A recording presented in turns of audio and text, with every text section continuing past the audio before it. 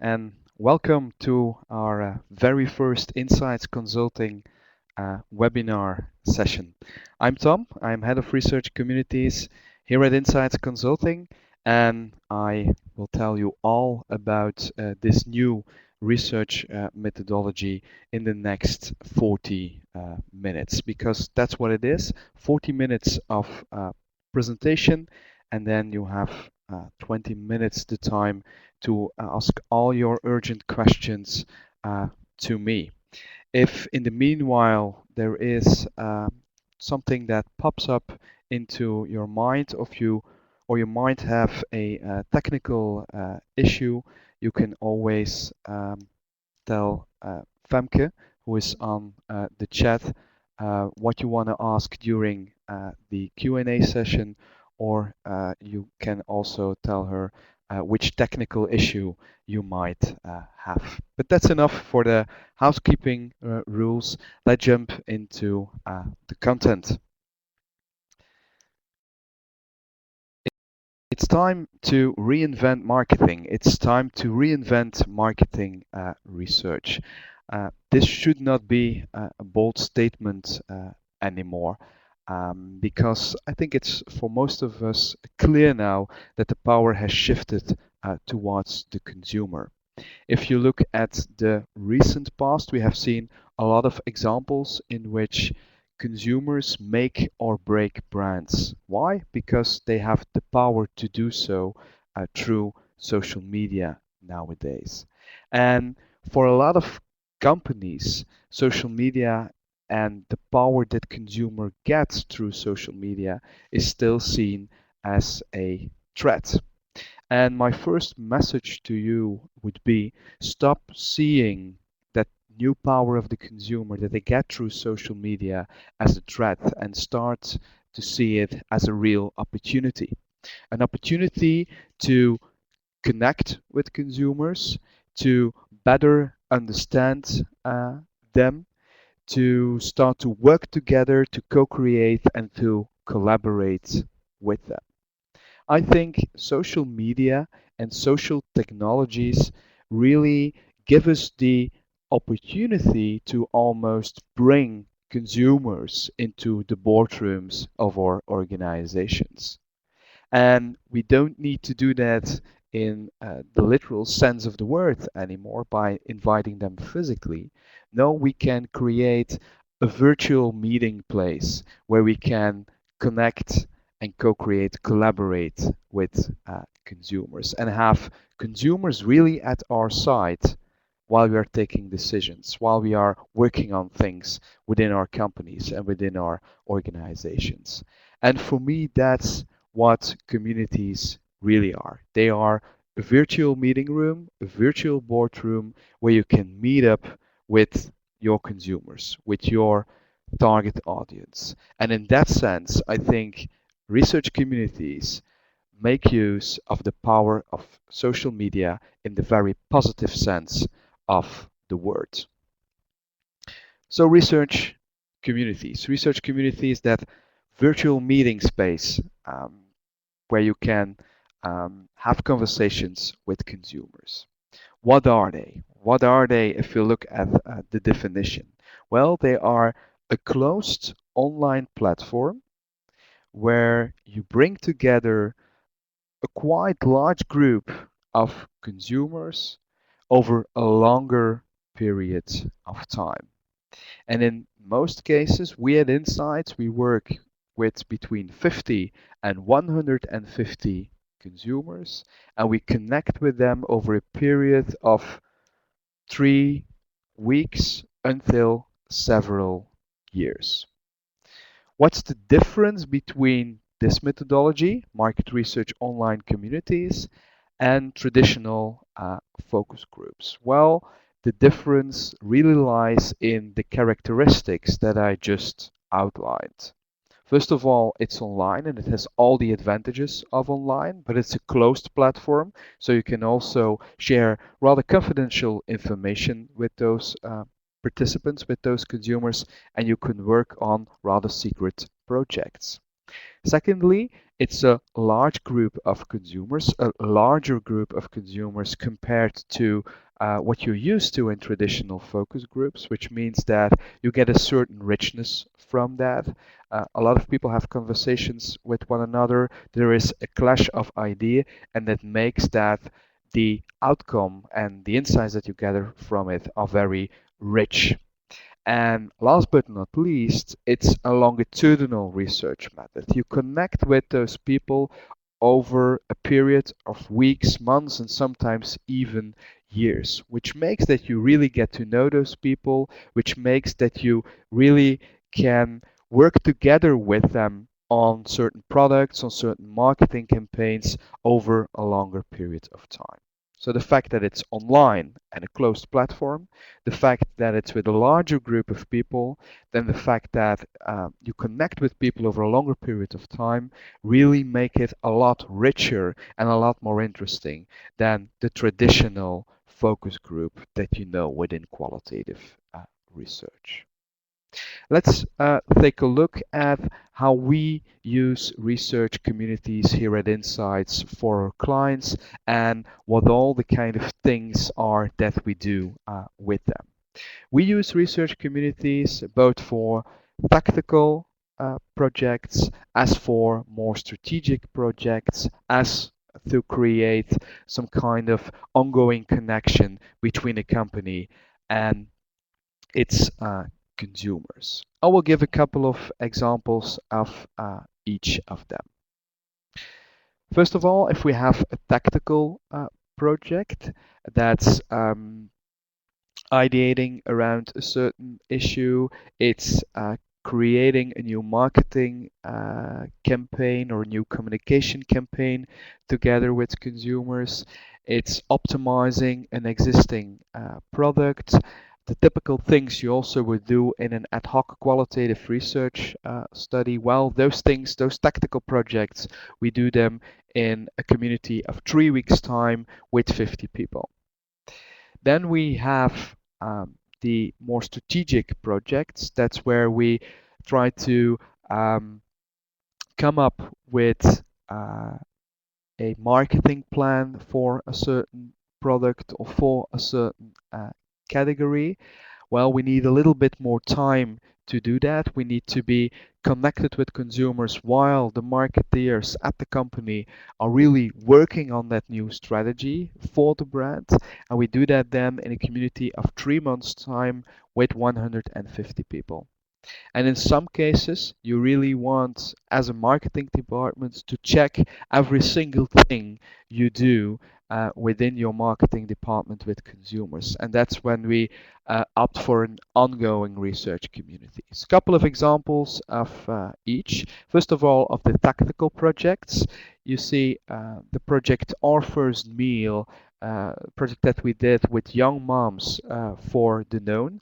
It was to get to know the things that young moms struggle with in the very early days of having a baby. What are the things that they struggle with when it comes to feeding their little baby? 3 weeks and a lot of insights around that. Another example of a tactical 3-week project, what we did for the Flemish soap opera Familie, where we saw that the viewer figures were really in decline, and we took a look at the soap together with people who are a fan and who have been a fan in the past, and we tried to optimize the whole soap opera, taking a look at the characters, taking a look at the storylines, and so on. Another example of a 3-week tactical project is an online marketing campaign we co-created together with consumers for Côte d'Or craft brand, and how we optimized the Amazon portal for Amazon Microsoft. Two examples of more strategic projects are what we did for Ben& Jerry's, where we, during 3 months' time with 150 consumers, co-created together or worked together with consumers to create the marketing plan for Ben& and Jerry's for 2011 and 2012. And we really talked about launching new products. We talked about um, marketing campaigns. We tried also to optimize the in-shop experience and so on. Another project was what we did for ING, where we optimized their strategy towards youngsters together with the marketing team that was working on everything that had to do with youngsters and students.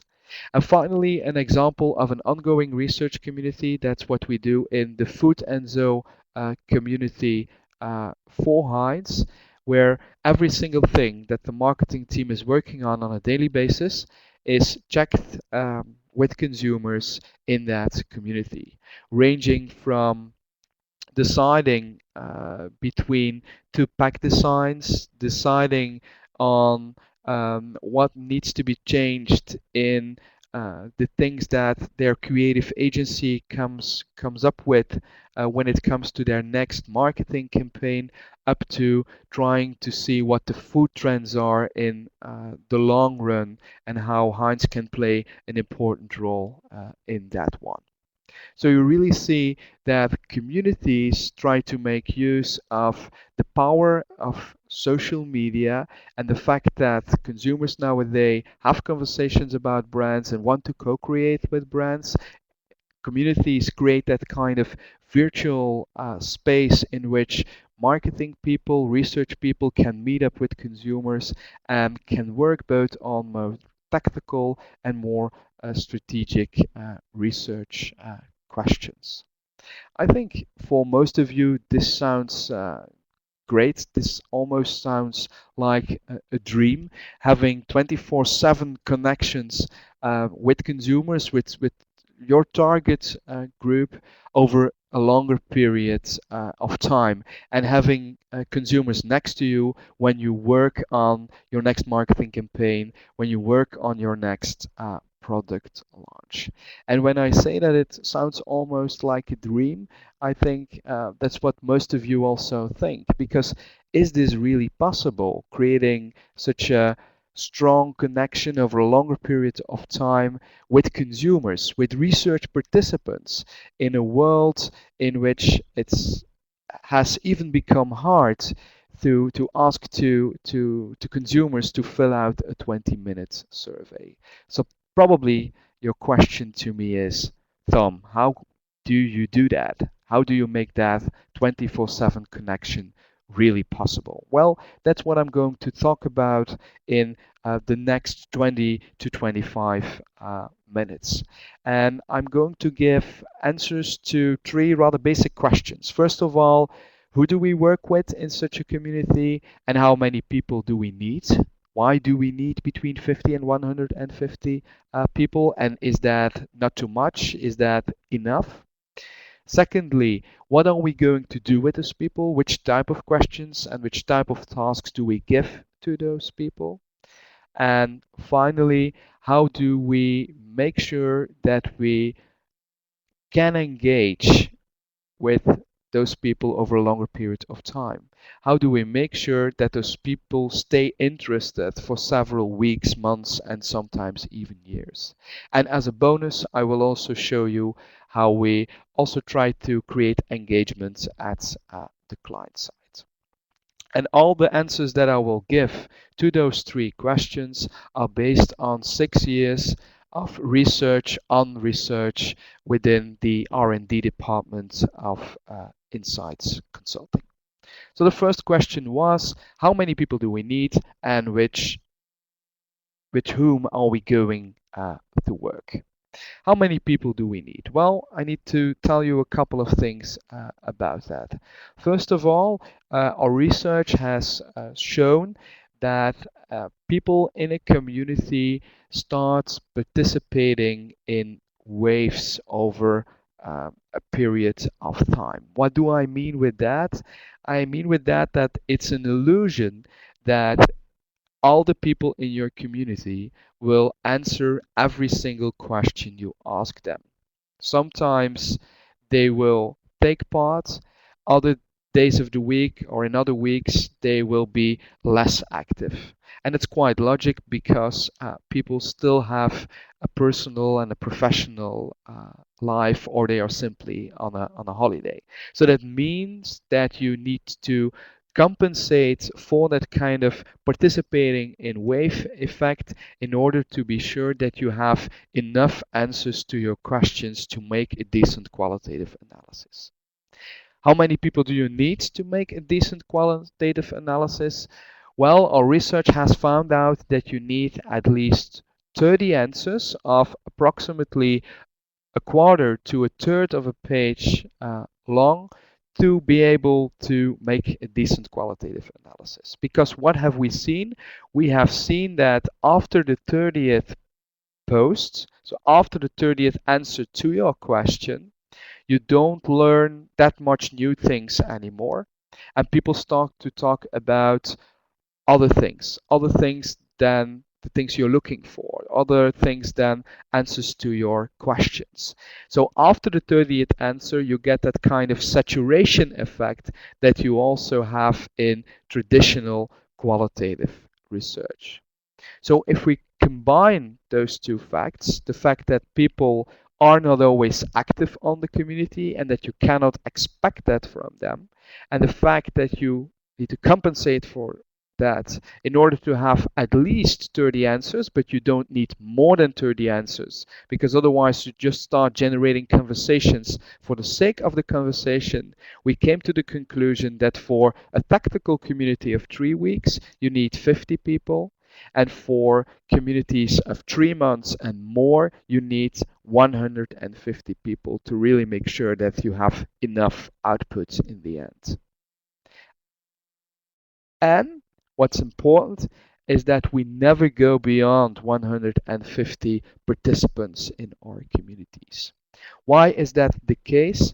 Well, because again, our experience and research learns us that if you go beyond 150 people, consumers in such a community, it becomes very hard for the people to interact with one another, have a discussion with one another, and it becomes very hard for the moderator at our side to moderate the discussion, to ask additional questions, to probe, and to really go in depth on certain things. So that's my answer to the first question. How many people do you need? Well, it depends on the length of your community, and it's 50 for a 3 week one, and it adds up to 150 for 3 months and more, but 150 is the absolute maximum. And you need to remember from this part of the presentation that we try to have an in-depth qualitative discussion with people, and you need enough people, but not too much, because otherwise that's not possible anymore. The second question with this part of the presentation is or was, which type of people do we need in such a community? Which type of people participate to this type of research? We have seen that the high performers in a community, those who come up with the best ideas and those who participate very frequently in such a community, are always people who show brand and or topic identification.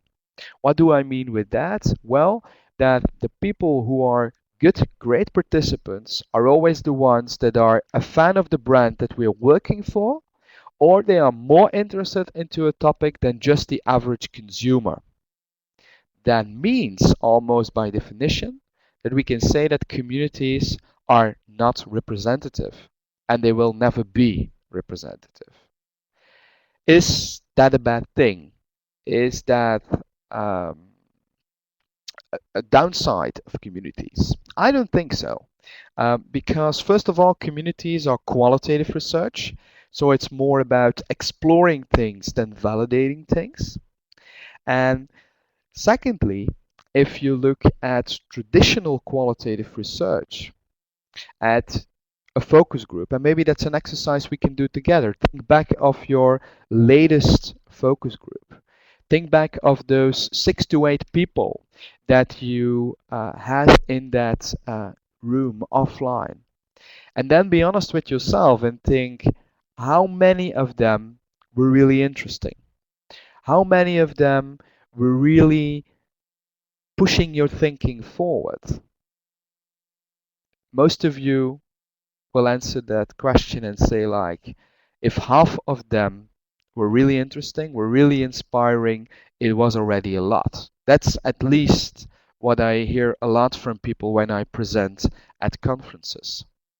Actually, what we do in a research community is we only work with those people who were really inspiring, those people who really had something interesting to say. And we leave the ones that in offline qualitative research come for the money, the coffee, and the sandwiches. We leave them at home. In other words, in communities, we work with people who are interested and interesting to talk to. And a final illustration of the point that I want to make here is a rather personal example, and it's about soccer. If you look at soccer, you have 2 types of people that have conversations about soccer.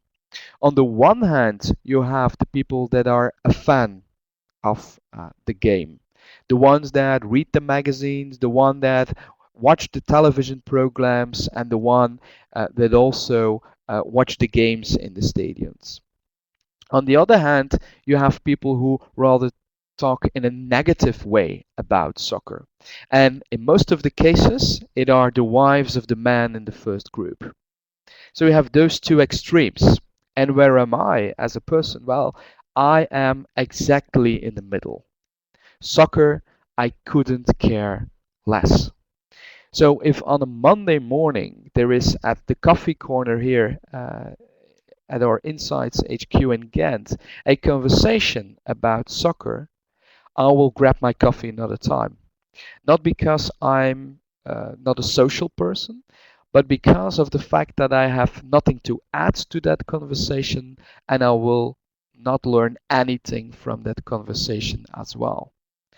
So why the hell would you want to do a research community about soccer with me? And that's the same for every topic, that's the same for every brand. We want to work with the people who really want to participate and who will tell us something interesting, the ones who will add something to the discussion, and the ones that will also take away something from the discussion. So that were my first two points and the first 2 answers to that first big question. We work with between 50 and 150 people. We work with a larger group of people, but not too much. We don't want to generate conversations for the sake of the conversation. And the people that we work with are people who are a fan of the brand, or they are more into a topic than just the average consumer. The second question that we need to answer is, what do we do with those people? What kind of tasks do we give them? What kind of questions do we ask to them? Before we jump into that one, there is some important aspect that I need to share with you. We don't take those 50 and 1 to 150 people with the right profile and put them on the platform.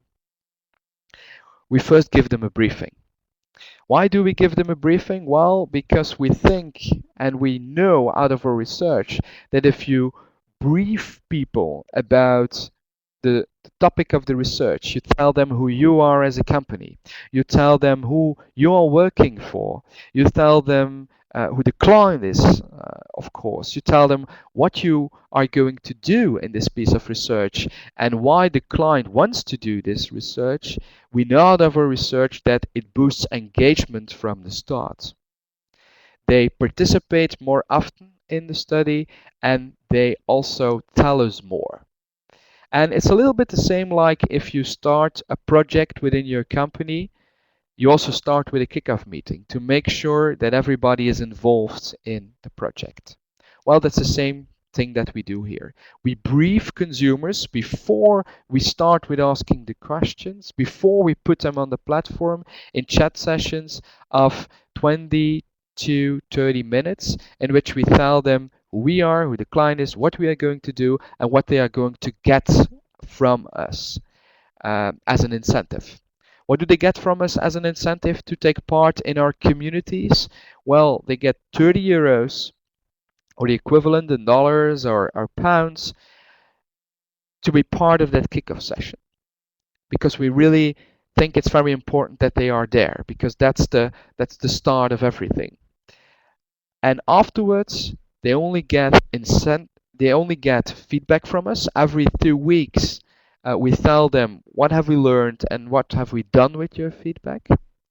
And from time to time, they get a surprise from the company. And that feedback is really important, because the people who participate in the research community participate because they want to have a say and a stake in the future of a certain brand. They really want to be listened to. So it's really important that you show that you were really listening, and that you really do something with what you have learned from them. And secondly, from time to time, a surprise, like in the community we did for Ben and Jerry's. In the middle of the community, there was a guy ringing at their door with a box of the new ice cream flavors that they could taste and also talk about, of course, on the community. If you look at the ongoing community we run for Heinz in the Netherlands, there it's the case that every quarter they get a basket with all the products that they worked on together with us and the marketing team at Heinz. So intrinsic motivation is very important. It's the most important things. But a random act of kindness from time to time is a great way to surprise them and to keep them motivated over a longer period of time. So we now have the right people, the right amount of people, and we have given them a briefing. So now everything can start. What we in a lot of cases do is we co-create the design and the name of the community together with participants, and we not only say them, this is the research agenda, this is what we are going to do during the next weeks, months, or even the next year. We also ask them, what are the things that you want to talk about? And this is a great example. This is our community for Heinz in the Netherlands, Food and Zo. The name Food and Zo is co-created together with the participants.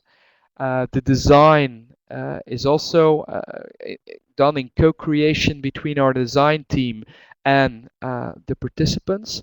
And if you look at the topics, the subjects that are on the platform, you see, or you will see, that it's a mix of topics that were generated by us and the marketing team at Heinz, but there were also a couple of things that participants, consumers, found so important that they said to us, can we talk about this? And afterwards, most of the marketeers at Heinz admitted that a lot of the topics that were the idea of consumers were far more interesting than the ones they came up with. And why is that the case? Because they are relevant to consumers. That are the things that consumers really find important. And the fact that you do this at the very beginning of a project, that you give them a stake in how the community looks, what the name of the community is, what the topics are that are going to be discussed, make that all of a sudden that project that we are doing not only is the project of InSites and of the client that we are working for, it all of a sudden becomes also their project. And it becomes, again, it boosts their engagement from the very start. And then we can start to ask questions. And what's important when we talk about the questions that we ask on a research community is that we try to make it more entertaining and more engaging. We use a lot of projective techniques. We use a lot of multimedia to ask our questions. We, in other words, try to make a community also a piece of entertainment, although it's of course still serious research. And why do we do that? Because we know that people participate in these research communities most of the time in the evening, during prime time. That means that we need to compete with other pieces of entertainment and how people spend their leisure time. it's going to the movies, it's reading a book, it's going out with friends, it's watching television.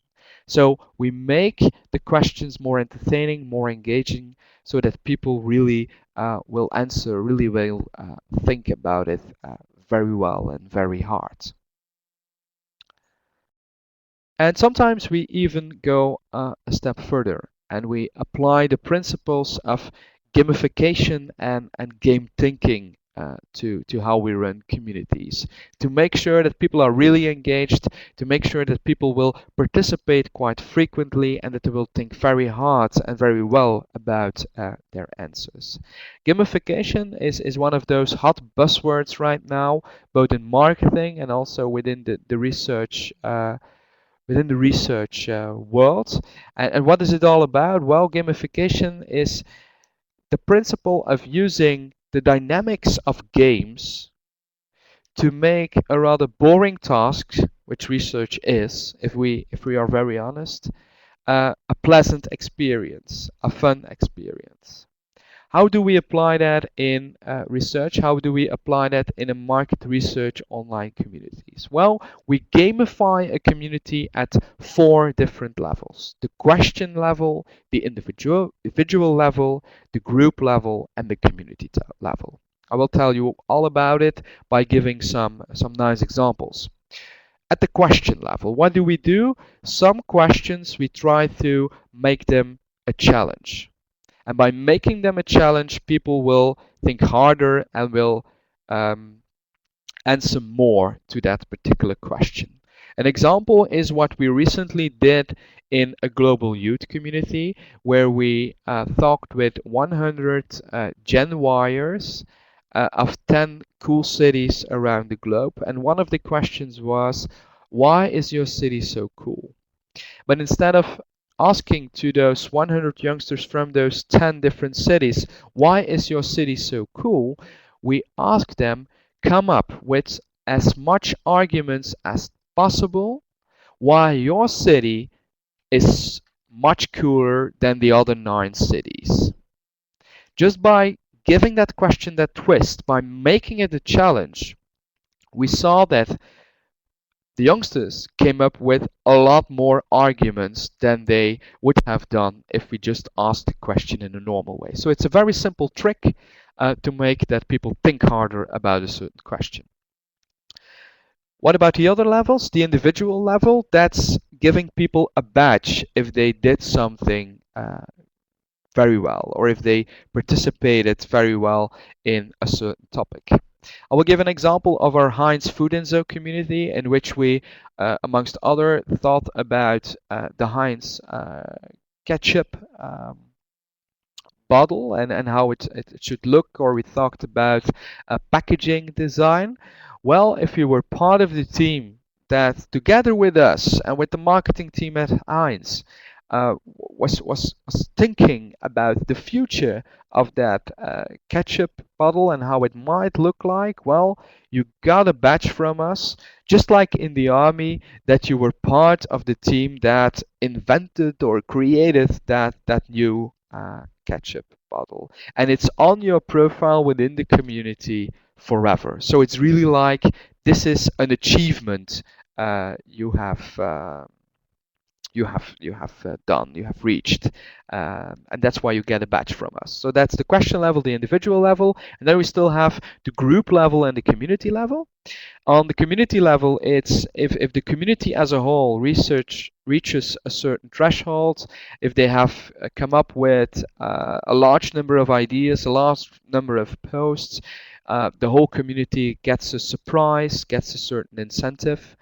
And most of the time, that's like getting a product that we co-created together for free, seeing it for the first time, uh, having the avant-premiere of a new marketing campaign, of a new TV commercial that they worked on together with us. So most of the time, it's something that is not material, that is not a monetary incentive or a real gift. And finally, we have the kind of group level, the kind of social level. And what do we do on that level? Well, we organize battles, fights of arguments between two groups within the community. And I will give an example of something that we did for Chiquita in a few minutes. But actually what we ask is we ask two groups of people within the community with a different profile, like users of a certain product versus non-users, to battle against one another about a certain topic. All those things, that gamifying the community on those four levels, the question level, the individual level, the group level, and the community level, make that people think harder about questions. It's not that they answer more, that they generate more conversations, because that's not really what we're looking for. But we see in our research, if we compare a gamified community with a non-gamified community, that we have up to 7 times richer answers. That makes that people spend more time in giving their answer. They think really harder. So that's what gamification does with your community. Thinking harder. But communities are not only about thinking harder if you gamify them. You can also give people in a community tasks so that they start thinking different or in a different context. And that's where I want to use the example of Chiquita that I was just talking about. And this example really illustrates very well what the beauty is of the fact that a community is an asynchronous methodology, that you can connect with people over a longer period of time.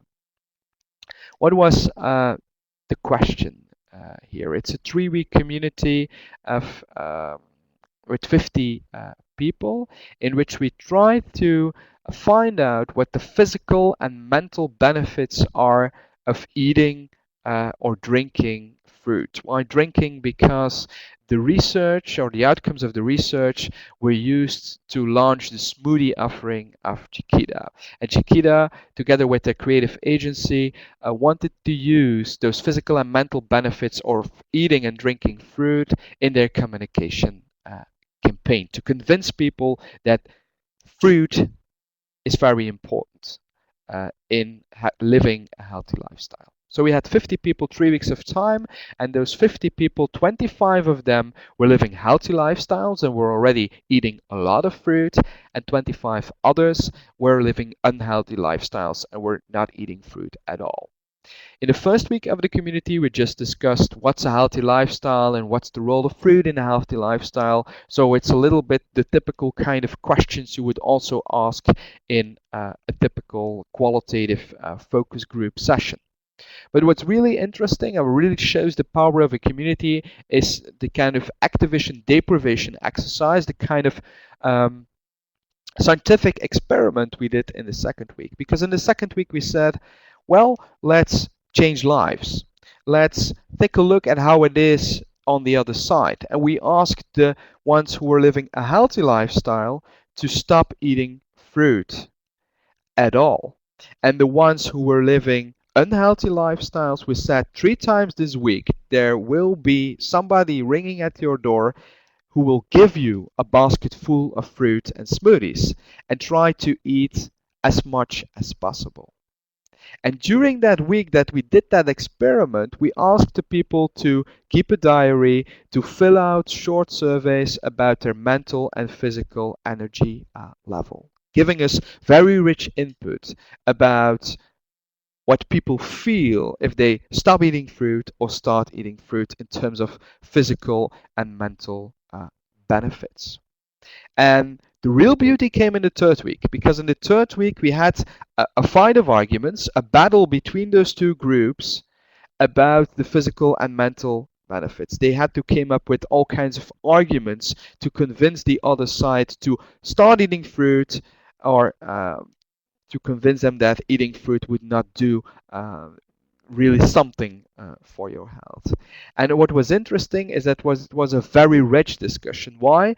Because both groups had seen both sides. The ones who were living healthy had seen how it is to live unhealthy, and the ones who were not living healthy had seen how it was in terms of physical and mental benefits if you start eating fruit. So a very rich discussion by putting people in another or a different context.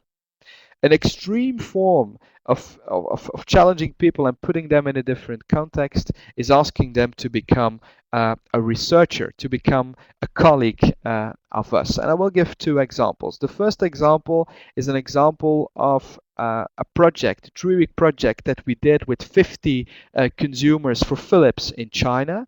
It was a project that dealt with what are sleeping problems of Chinese hardworking people, of professionals working or having management functions in big companies. And what is important to know is that in China, if you do qualitative research over there, you need to deal quite heavily with group pressure, group reasoning, and also social desirable answers. That's why we, next to the community of 50 people, invited 10 people additionally, 10 people with the same profile of the people in the community to not take part in the discussion, but to follow the discussion in the community. And when we were writing our report, when we were making our analysis, we used those 10 people as co-researchers. We showed them our conclusions and we asked them to challenge our conclusions. And what did that do? Well, it made that by the fact that they were not an ordinary consumer answering our questions, but they now became co-researchers. They were helping us out, knowing the culture, being of the same profile as the people in the community to show us where people were answering in a socially desirable way. And it made the final recommendations that we made to Philips totally different. So in this case, the fact that we make people a co-researcher makes that we find out what people really think, that we get closer to the truth. So this is asking ordinary consumers to become co-researchers, to challenge our conclusions and to see where we are not close enough to the absolute truth.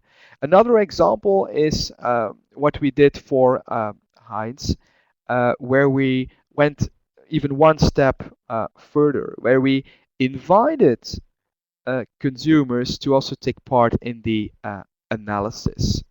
How did we do that? Well, we had generated a lot of pictures, in which people use ketchup, and the goal of the community was to find out when are people using ketchup, what are unmet needs, and to come up with insights that could lead to new products amongst others.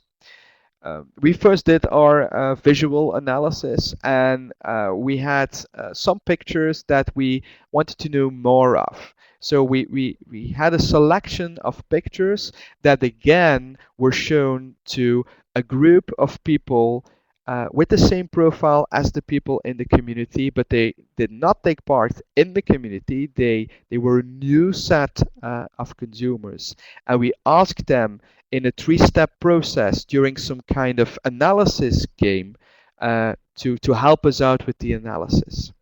And we did an experiment. We asked our researchers and the marketing team at Heinz to do the analysis as well, to play the game as well.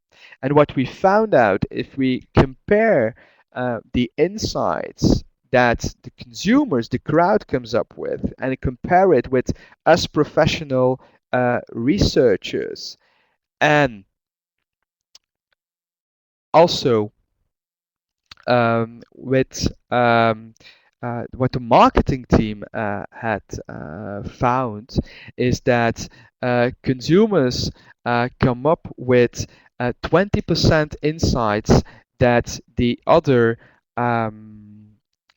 marketeers and professional researchers didn't come up with.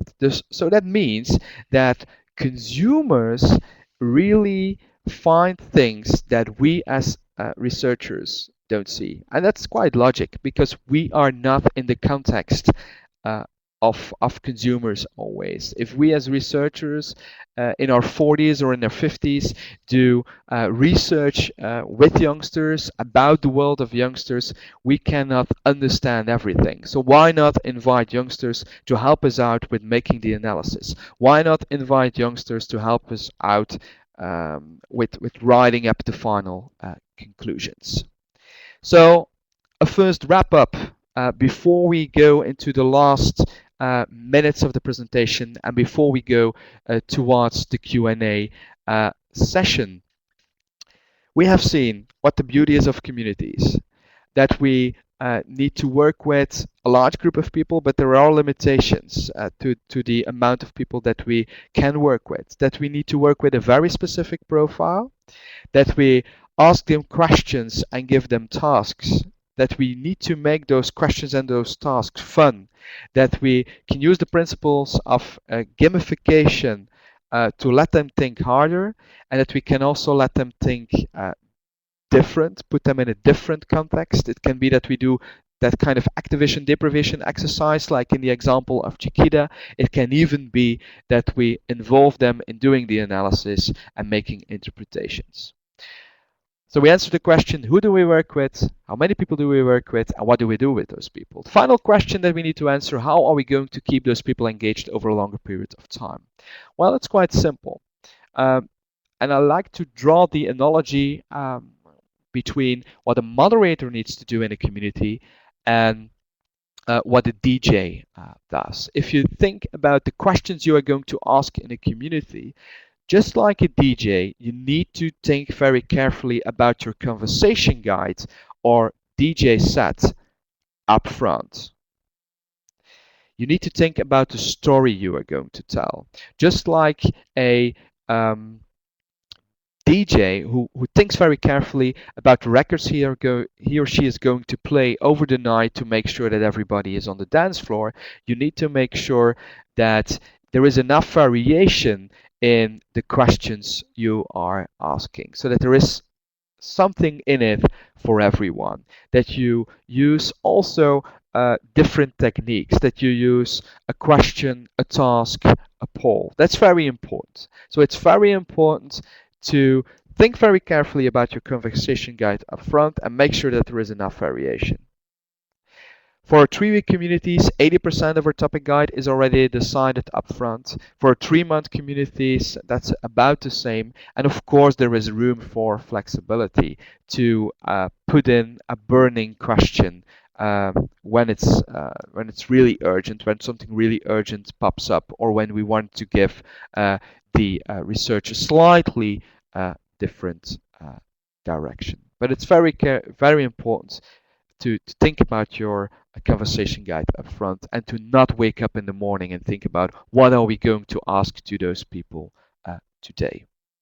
Finally, how do we then communicate the rich outcomes of such a community to the people at the client side, to the marketing team and other stakeholders within the company? Well, here we try to go beyond the classical 30-minute PowerPoint debriefing. We really organize workshops, and we also do something before those workshops.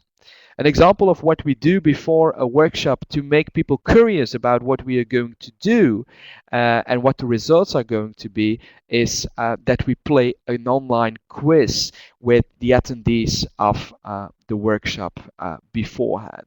This is an example of a quiz that we did for a project for MTV that was about youngsters. It was an online game of 10 questions, and if a marketing person played that game, for each question he or she gave an answer, and immediately he could see if the answer was right or wrong. And it was not us who told them if they were right or wrong, it were the Gen Yers, so the consumers themselves, who were answering or giving the right answers by a quote, by a video or by a picture.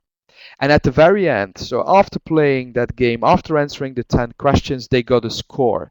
And I can tell you, if you as a marketeer, if you get a 4 out of 10, that does something with you. It creates some kind of positive disruption. You're confronted with what you don't know about the project. So you start to become very eager to go to that workshop. And then we organize a workshop. Most of the time, it's a half-day workshop with the marketing team, in which, of course, we share results in a very inspiring way, but in which we also try to make sure that we take the results towards the next level, that something actually happens with the results. And that's why we sometimes also report in different ways to make sure that the research report is really used. This is an example now on screen of a recent project for Heineken in which we co-created the Club of the Future with people from all over the world. And the people we needed to report to were not marketing people, not advertising people, but designers. And I can tell you, designers even hate research more than advertising people, if I might say that. So we needed to find a really creative way to report. And we knew that a boring PowerPoint presentation would not do the trick. So what did we do? We created an iPad application that made that those designers really were very eager to learn from the InSites. If you wanted to take a look at the iPad application that we make, it's also compatible for PCs and Mac computers. You can see it at www.nightlifejourney.com. And that iPad application made that they really engaged with the research results and that they also used it while they were designing that club of the future based on consumer insights. So that's what research communities are. That's what we use them for. That's how we do them. The type of people that we do them with, the number of people that we do them with, the type of questions and tasks that we give to people, the way that we keep them engaged over a longer period of time, and the way we try to communicate that rich output also in a very rich way towards the internal clients and the internal stakeholders. And what research communities learn me about the future of research is that research in the future will be about creating engaging experiences for both consumers, research participants, and people at the client sides that inspire and that are worth sharing. Because if we know one thing, it's that consumers really talk with other consumers about the great experience that they had in the research community, about the fact that they really co-created something with a company, that they had a say in the future of their favorite brand. And that if at the client side people talk about the fact that they didn't score well in the game, that they talk about the fact that our report was an iPad application, that the fact that they have conversations about that will make sure that they really use the research and that the research sticks for weeks, months, and even years. And that maybe for the first time, something is really done with research results. So that was my presentation. I think we still have time for a couple of questions. Please ask your questions through the chat, and I will answer them. Of course, if you have questions that you want to ask me directly, feel free to also ask them on Twitter. My Twitter name is @Tom de Ruyck. My Twitter name is on the screen. Or feel also free to drop me an email, and my email address is very simple. It's tom@insites.eu. I see that Stefan is typing a question, so that's our first question. If others have questions, please feel free to ask them directly via the chat. I see that also a second question is coming in. So I'm now very curious to see what those questions are.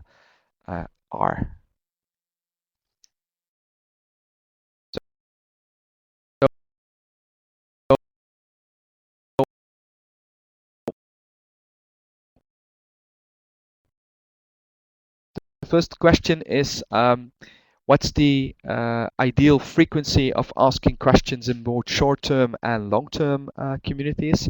It's a question from Stefan.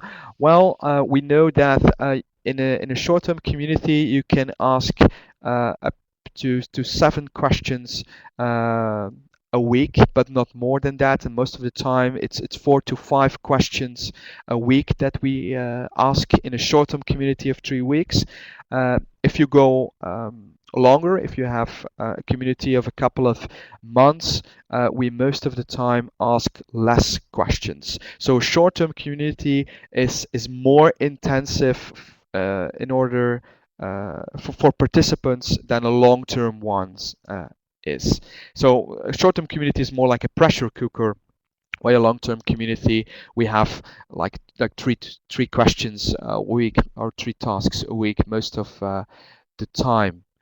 Another question uh, is, do you always use a separate community platform, or do you think that a Facebook group could be used as well? That's a very interesting question. We think that there is a big difference between using a Facebook group and a community platform. The big difference is that our community platform is made for market research. That makes that we are capable of asking questions to people in different rooms, in different zones of the community. We also have a lot of tools to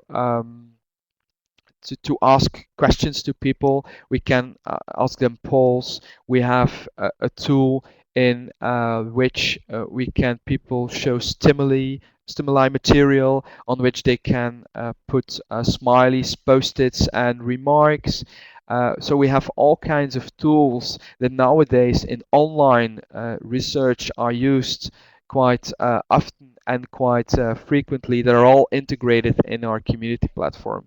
So our community platform is really made for research. We have all tools available there, and we can structure the questions in a totally different way in the discussion than on a Facebook platform.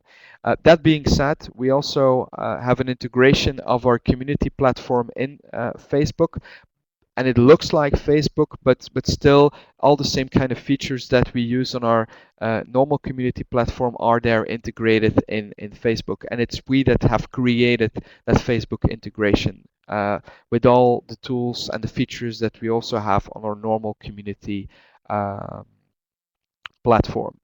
And then Pim has a question on how to keep communities trustworthy.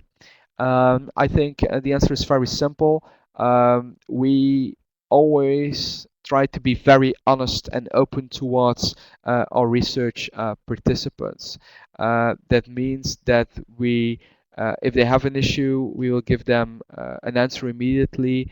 If they have a question for the brand will answer that question, and we really give feedback about what we will do um, with their answers, and what the company can do and what the company not can do. So being open and honest and very transparent, that's how you keep communities trustworthy, and I think you need to do that. Otherwise, you will lose the engagement of participants over time. Joke also asks questions: how do we keep or maintain the confidential character of a community, and is that possible? A great question as well. Communities are a closed platform, so we expose, let's say, confidential information still in a protected environment. You need to be invited. You need to have a password to be able to see what we discuss on that platform. That's the first thing. So people need to have need to be invited, need to use a password. Next to that, we also ask people to sign some kind of confidentiality agreement online or offline. So they also need to declare that they will not tell things to other people that are or have a confidential character. That being said, you can never 100% make sure that nobody will actually do, that nobody will actually talk about confidential information. But that's the same for a focus group. If you show new products concepts before launch in a focus group, you also expose that new concept to approximately 24 people. So in that regard, nothing is different. So we try to control it.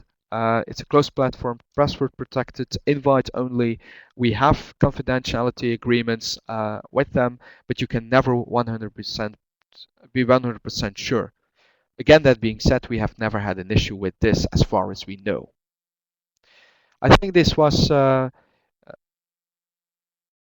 last question. Thanks for being with us in this first webinar session. I really enjoyed it, and I hope you did as well. We will send you a short questionnaire. We are a market research agency, but it's a fun questionnaire. It's a gamified questionnaire in which we ask your feedback, and your feedback is very much appreciated. And as I said before, if you might have other questions, if you want to know how to apply this methodology, because today was really about methodology to your specific research objectives and business issues, feel free to contact me through Twitter or via email.